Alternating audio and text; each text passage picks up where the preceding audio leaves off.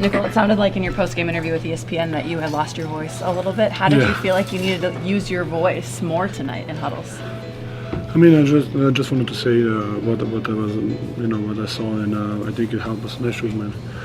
To help us in a couple of situations. So, whenever I see something, I'm gonna say it. How do you feel like the decisions that were made yesterday could spark this team to get you off on a run here?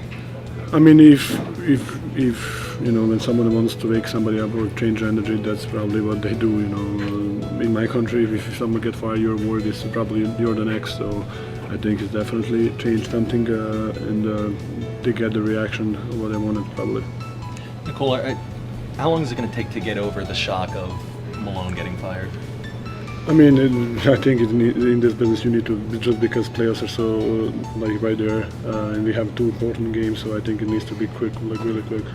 David was talking about how the vibe wasn't right before. How does the vibe feel different now that Malone's gone? I mean, definitely change. Like I said, I mean, if you want to change something, that's how we do it, and the owner wanted to do it, so it happens. What did Josh tell you guys when he spoke to you? I'm not gonna say it.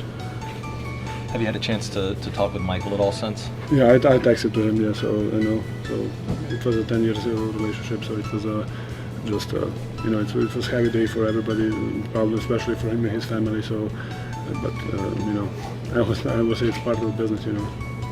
Nicole, it's pretty rare for a team to do a coach and a GM at once. And I just said it's all going to be about coaching.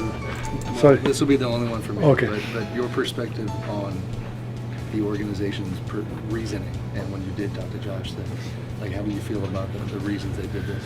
I mean, I'm not going to say what Josh told me. So I mean, I knew a little bit before everybody, and he told me we made a decision. So it was not discussion.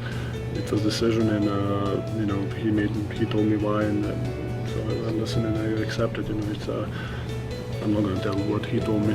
I'm going to keep that private. What does David Adelman bring to the head coaching position now? Well, he's going to keep it probably real. He's going to tell you what he wants, and probably the most simplest way possible.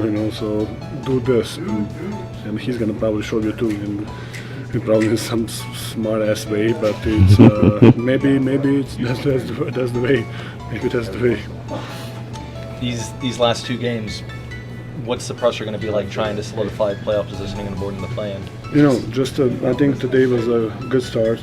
Just to keep everybody together, keep everybody believe, and I think today was a good start. And just keep like that. New career high tonight for Jalen Pickett. How have you seen him grow from last year to this year? Yes, I mean, just playing a little bit more. I think I always say that when you play a little bit more and you have more minutes, you kind of getting comfortable with it. And he made a lot of big shots tonight. He made a lot of passes. So he was really good for us. I think DJ had a really big tip in the fourth quarter. Ross had a really big win and won. DJ had a really big defensive rebound. So I think we won in those kind of small little battles that changed the rhythm of the game. There was a lot of talk about bringing joy back onto the court, into this locker room. How did that start tonight?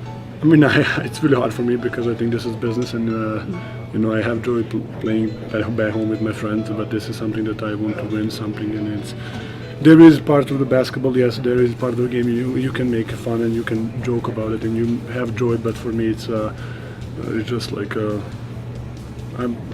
think I'm a professional, and I think this is my job. So I'm trying to be as professional as possible. How would you felt about just where the team was? I know losing 4 in a row is never fun, but did you feel like you guys could get it together before the end of the year and then you have enough? I mean, probably we will figure it out. I mean, we always figure out. Last 10 years we figured it out. So, it happens. So maybe owners saw something else and he wanted to change it. So. How would you assess how you guys played tonight defensively? I think we kind of helping each other a little bit more. I think even when we made mistake, like someone was there to do something to help a teammate. So I think we were more helping today than usual. You at least get satisfaction out of sequences on the court or anything? If not, like sheer joy necessarily? Yes, of course. I said there is like part, but in global, it's not joyful. I think it's my job. It's professional. You know, there is like when Russ made N1, it was a big N1. You know, celebrate those moments and those little things. But for me, globally, it's like this is my job. This is what I'm doing for life, for living. What's tonight about? Just kind of needing to win. You know, just because you guys have lost 4 games in a row, you guys hadn't played well in those 4 games. I would not say that maybe we had a really good game against Minnesota. You know, it could go both ways. We had we asked the guys against San Antonio. We lost in the third game. We lost. Who did we lost? The Pacers. We were up. I think we were up. So I will not say that we played bad. So I think it's just happened. You know, basketball is a live thing. You can sometimes you win, sometimes you lose. What does the beast look like when it's woken up? We will see. Maybe we will see. Yeah. Maybe we will see.